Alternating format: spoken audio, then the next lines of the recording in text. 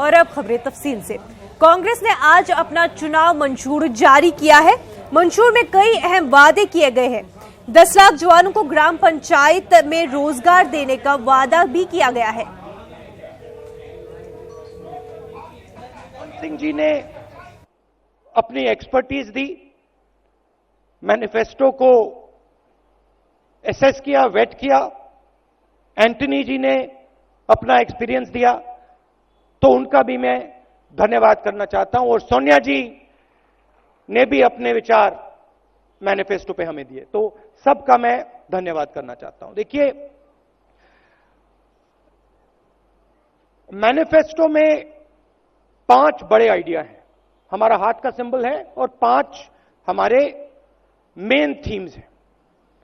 सबसे पहला थीम न्याय का थीम। प्रधानमंत्री ने कहा कि 15 लाख रुपए हर बैंक अकाउंट में डालेंगे, और वो झूठ था। पूरा देश जानता है कि वो झूठ था। हमने उनकी बात पकड़ी और मैंने मैनिफेस्टो कमेटी से पूछा और कहा कि सच्चाई निकाल के हमें दीजिए। हिंदुस्तान के गरीब लोगों के बैंक अकाउंट में सचमुच हिंदुस्तान की सरकार कितना पैसा डाल सकती है? और एक नंबर दिया उन्होंने मुझे, 72,000 रुपए हर साल। गरीबी पर वार 72,000। और यह कांग्रेस पार्टी की पहली गारंटी है कि हिंदुस्तान के 20% सबसे गरीब परिवारों को हर महीने उनके बैंक अकाउंट में कांग्रेस पार्टी की सरकार डायरेक्ट पैसा डालेगी। 1 साल में 72,000, 5 साल में 3,60,000। इससे 2 काम होंगे। पहला काम, गरीबों के जेब में पैसा जाएगा, किसानों के जेब में डायरेक्ट पैसा जाएगा, पहली बार। और दूसरा काम, जो नरेंद्र मोदी जी ने नोटबंदी करके, जीएसटी करके हिंदुस्तान की अर्थव्यवस्था की धज्जियां उड़ा दी हैं, जैम कर दी पूरी अर्थव्यवस्था को, वो अर्थव्यवस्था एक बार फिर जंप स्टार्ट होकर चालू हो जाएगी। The challenge of reaching out to far-flung areas and the common man at the grassroots level. Well, our flagship idea, Nyay, reaches out to every single poor person in this country. 25 crore people are going to be directly impacted by our flagship idea.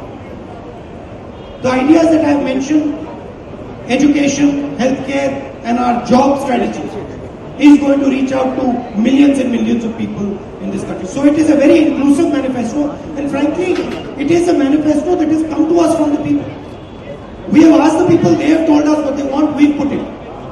Manifesto में आपकी मन की बात है, हमारी मन की बात नहीं है, आपकी मन की बात है। आप पूर्व प्रधानमंत्री जी आदरणीय सोनिया जी दोनों मंच पर हैं, और कांग्रेस अध्यक्ष ने और चिदम्बरम जी भी, जिन्होंने घोषणा पत्र बनाया है। कोई पत्रकार साथी अगर उनसे भी सवाल पूछना चाहे तो स्वागत है। संजय मिश्रा फ्रॉम जागरण।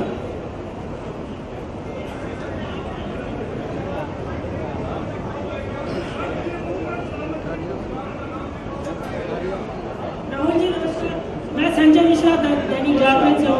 मेरा सवाल आपसे है, आपने घोषणा पत्र में बहुत लंबे वायदे किए हैं और बहुत गंभीर वायदे किए हैं, पर चुनावी बहस गंभीर दिशा में नहीं है। चुनावी बहस जो है वो विभाजनकारी और राष्ट्रवाद के।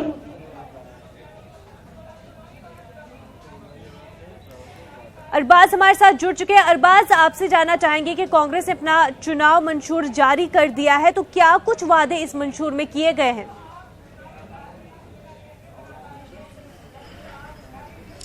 देखिए, जिस तरह के जो अभी हम सुन रहे थे सभी मिलकर के, जो राहुल गांधी जिस तरीके से मुखातिब थे और जो बातचीत करना चाह रहे थे, क्योंकि देखिए जो सियासी जमात हुकूमत में होती है उसके खिलाफ जाहिर सी बात है हर चुनाव के अंदर, हर इंतखाब के अंदर जो आवाम के अंदर एक बड़ी देखा जाए तो कई शिकायतें होती हैं, कई चीज़ें होती हैं जिन्हें लेकर के जो मुखालफत में जो जमात है वो जो वादे और दावे लेकर के आती है उसका बेहद इंतजार रहता है। और इस पल का तमाम लोगों को बेहद इंतजार था और सभी को ये उम्मीद थी कि कोई बहुत बड़े दावे होंगे, बहुत बड़े वादे होंगे, बहुत सारी बातें की जाएंगी, लेकिन जो राहुल गांधी ने बातचीत की उसमें 80% हिस्सा वो था जो वो पहले कह चुके हैं, जिसके अंदर हम चाहे 72,000 के वादे की बात करें या फिर जो उन्होंने सरकारी नौकरियों को लेकर के अपनी बात कही है। जो 22 लाख ऐसे पोस्ट हैं सरकारी, जो पोस्ट खाली हैं वो भरी जाएंगी।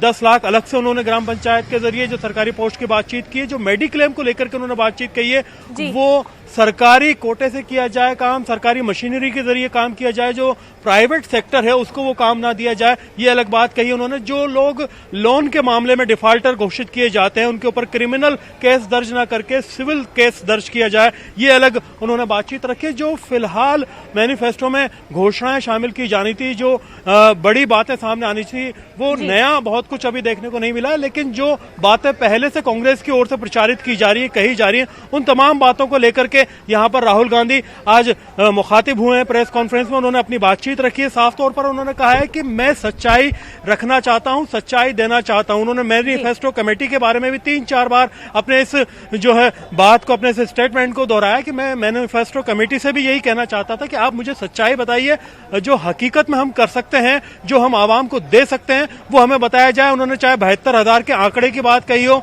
5 जो साल में 3 लाख से ज्यादा का जो पैसा सीधा वो गरीब की जेब में पहुंचाने की बात कर रहे हैं, वो अलग मसला है। उसके अलावा उन्होंने जो 22 लाख नौकरियां हैं, जो पोस्ट हैं जो खाली है, वो उन्होंने काउंटर किया एक तरीके से कि जो 2 करोड़ जॉब्स का वादा मोदी सरकार ने किया था, उसके मुकाबले में सच्चाई की बात करूंगा, जो 22 लाख खाली पोस्ट हैं वो 2020 तक भरी जाएं। जी बिल्कुल।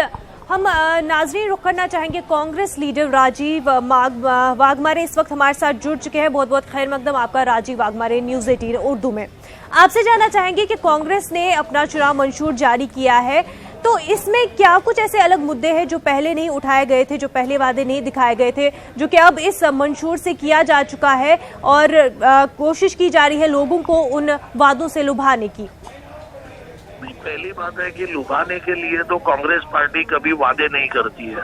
कांग्रेस पार्टी जो भी वादे करती है वो पूरा करने की कोशिश करती है और वो पूरा करती है। तो हमने आज तक ऐसा एक भी वादा नहीं किया कि हमको ये बोलना पड़ा कि ये जुमला था करके। इस मैनिफेस्टो के अंदर हमने जो न्यूनतम न्याय की योजना जो हमने लेके आए हैं कि जो 25 करोड़ जो गरीब परिवार है इस देश के अंदर, 5 करोड़, तो उस 5 करोड़ गरीब परिवार को साल का 72,000 तो महीने का 6,000 रुपया देने का जो वादा है जी, तो ये बहुत ही बढ़िया ये हमने मैनिफेस्टो में किया है कि जो गरीब है उसको खाने को नहीं मिलता है जी, वो कुपोषण से बेचारे मर जाने का सवाल आ जाता है। उनको अलग अलग तरह की बीमारियां होती है क्योंकि खाना बराबर नहीं मिलता है जी। तो उनको कम से कम 12,000 जो रंगराजन कमेटी ने जो अपना रखा है कि गरीब को कम से कम 12,000 महीना मिलना चाहिए जी। तो उसको वो देने का जो वादा कांग्रेस पार्टी ने किया है तो ये जो अभी आखिरी 20% जो गरीबी इस देश में है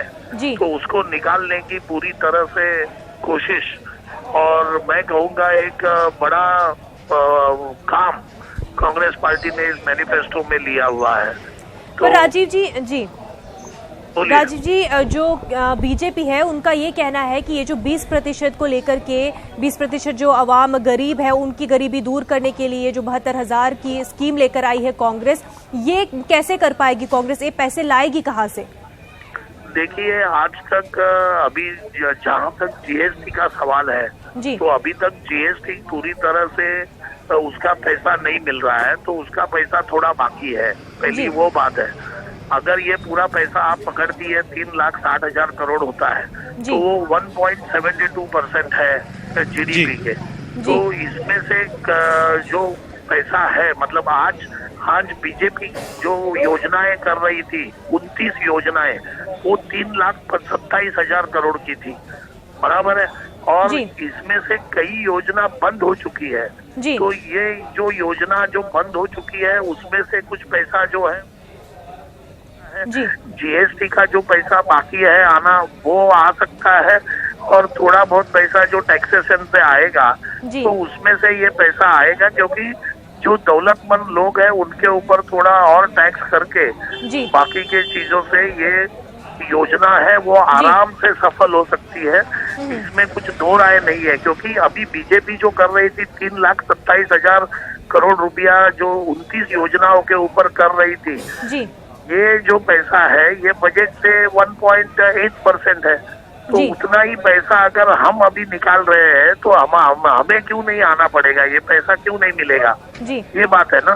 तो ये पैसा मिल सकता है और ये बहुत से अच्छे अर्थतज्ञ लोगों ने जो इकोनॉमिस्ट है उन्होंने इसके बारे में विचार विमर्श करके कांग्रेस पार्टी जो भी डिसीजन लेती है वो पूरी तरह से अभ्यासपूर्ण डिसीजन लेती है, ना कि मोदी जैसे हम मुंह में जो भी आए वो हम बोल देते हैं कि भाई 15 लाख रुपया डालेंगे, काला धन लेके आएंगे। ये सब हम जुमलेबाजी नहीं करने वाली पार्टी है, हम वास्तविकता पे चलने वाली पार्टी है। तो इस तरीके की जो योजना है ये आराम से, जब भी हम मनरेगा लेके आए थे तभी यही बोला गया था, खुद मोदी जी ने बोला था संसद के अंदर कि मनरेगा जो है वो यूपीए का एक मतलब कब्रस्तान, ये कबर है यूपीए की। आज वही मनरेगा को इनको ज्यादा पैसा देना पड़ रहा है। जी बिल्कुल राजीव वांगरे जी, बहुत बहुत शुक्रिया आपका हमारे साथ बातचीत के लिए। नाजरीन, हमारे साथ एक और कांग्रेस लीडर सचिन इस वक्त हमारे साथ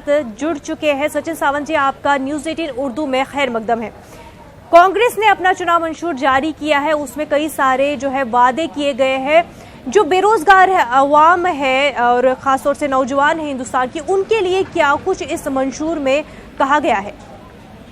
देखिए, देश के सामने सबसे बड़ा महत्वपूर्ण मुद्दा है कि आज यह 45 साल की सबसे ज्यादा बेरोजगारी का दर है जी। लगभग 7.3% तक बेरोजगारी पहुंच चुकी है जी। मोदी जी ने वायदा किया था कि 2 करोड़ रोजगार हर साल देंगे, लेकिन वो तो दे नहीं पाए। बजाय इसके 4.5 लगभग 4 करोड़ 7 लाख 70 लाख रोजगार जो इस देश के थे वो इसमें चले गए। तो ये जो बेरोजगारी का मुद्दा है जो एनडीए सॉल्व नहीं कर पाई, मोदी जी सॉल्व नहीं कर पाए, हम लोग कांग्रेस पार्टी ने इस मुद्दे को महत्वपूर्ण माना है। देश का 65% जो आबादी है वो युवा है, तो अगर इनको लोग रोजगार नहीं देंगे तो इस देश की आबादी के साथ में न्याय नहीं होगा। और इसी वजह से युवा वर्ग के साथ में कांग्रेस पार्टी दिखाई दे रही है। हमने ये कहा है कि लगभग 22 लाख रोजगार जो हैं वो गवर्नमेंट के साथ जुड़े हुए हैं और वो ये सामने है मोदी जी के, लेकिन वो भर नहीं रहे थे, उसमें कोई भी कदम नहीं उठा रहे थे। कांग्रेस पार्टी 2020 तक ये 22 लाख जो रोजगार हैं, गवर्नमेंट जॉब्स हैं, वो भर के देगी। 10 लाख रोजगार हमने कहा है कि जो ग्राम पंचायत है देश की विविध ग्राम पंचायतों में युवाओं को देगी। उसी तरह से मनरेगा के बारे में जो एक बहुत ही बड़ी योजना, सफल योजना रही है और 2008 का जो रिसेशन था उससे बाहर निकलने के लिए बहुत बड़ा योगदान मनरेगा का था। तो उसमें 100 दिन के रोजगार की प्रावधान था, अब 150 दिन का रोजगार प्रावधान होगा। और सबसे ऐतिहासिक कदम जो मैं समझता हूँ कि राहुल जी ने जो कहा है और कांग्रेस पार्टी ने जो कदम उठाया है सत्ता में आने के बाद, वो है कि अगर हम लोगों को, युवाओं को जो खुद रोजगार तैयार करना चाहते हैं, जो अपनी खुद की संस्था तैयार करना चाहते हैं, बिजनेस तैयार करना चाहते हैं, तो अगले 3 साल तक जब तक वो सही तरह से सेट न हो पाए तो किसी भी परमिशन की आवश्यकता नहीं रहेगी, बैंक लोन वैसे भी उनको मिल जाएगा। तो ये सभी कदम जो है रोजगार के लिए बढ़ाने के लिए, उसमें बढ़ोतरी लाने के लिए और देश को तरक्की की राह पे लेके जाने के लिए काफी, मैं समझता हूँ, कांग्रेस की पार्टी की जो ये चुनाव घोषणा पत्र में दिखाई देते हैं और इससे देश की पूरी प्रगति के पथ पर जाने की संभावनाएं ज्यादा बढ़ जाएंगी। जी बिल्कुल सचिन सावंत जी, बहुत बहुत शुक्रिया आपका हमारे साथ बातचीत के लिए। अरबाज, आपके पास आना चाहेंगे, आप ये बताएं कि जो कुछ वादे इस मंशूर में किए गए हैं, रियलिस्टिकली देखा जाए, प्रैक्टिकली कितना पॉसिबल है इनको ग्राउंड पे इम्प्लीमेंट करने का?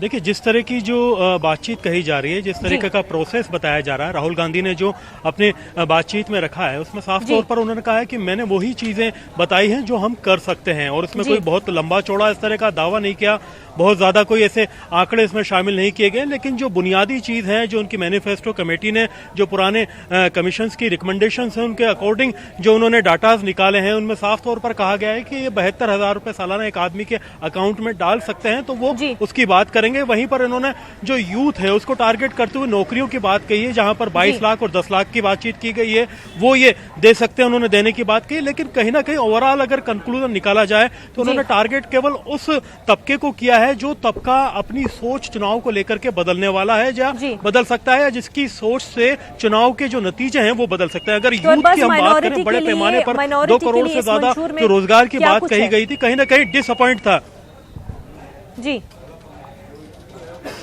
देखिए, माइनॉरिटी के लिए अलग से बातचीत नहीं की गई है, क्योंकि कांग्रेस ने जिस तरह का अपना जो मैनिफेस्टो रखा है खुले तौर पर, उसमें कहीं भी उन्होंने इस तरह की बातचीत नहीं की गई है जिसमें माइनॉरिटी को अलग से किया जाए या फिर किसी और तबके की बात की जाए। उन्होंने किसानों को अलग करने की बात जरूर कही है, यूथ के हिसाब से उन्होंने क्लासिफिकेशन किया है, क्योंकि यूथ को उन्होंने टारगेट इसलिए किया है क्योंकि वो मन बदल सकते हैं। राजस्थान की अगर हम बात करें, अभी यहाँ असेंबली के जो इलेक्शन हुए थे उसके अंदर यहाँ पर जब इन्होंने मैनिफेस्टो रिलीज किया था उसके बाद में काफी फिजा बदली थी। अभी फिलहाल जो एमपी इलेक्शन है उसके अंदर जिस तरह से देखा जाए तो वहां पर भी इनकी कोशिश यह रहेगी कि एक तो आम आदमी के लिए लोन मिलना मुहैया होना आसान किया जाए, जिसमें कोई गारंटी की किसी तरह की जरूरत नहीं, और बाद में अगर कोई परेशानी होती है तो उनको जो है सिविल में ये मामला दर्ज हो, क्रिमिनल एक्ट ये नहीं माना जाए। तो इस तरह के हालात पैदा किए जा रहे हैं। अगर ओवरऑल असेसमेंट देखा जाए तो जो मनरेगा की बात अभी कह रहे थे कि कांग्रेस के एक नेता जिन्होंने कहा कि हमने इस तरह से काम किया था, मनरेगा जैसा कोई ऐसा जो मास्टर स्ट्रोक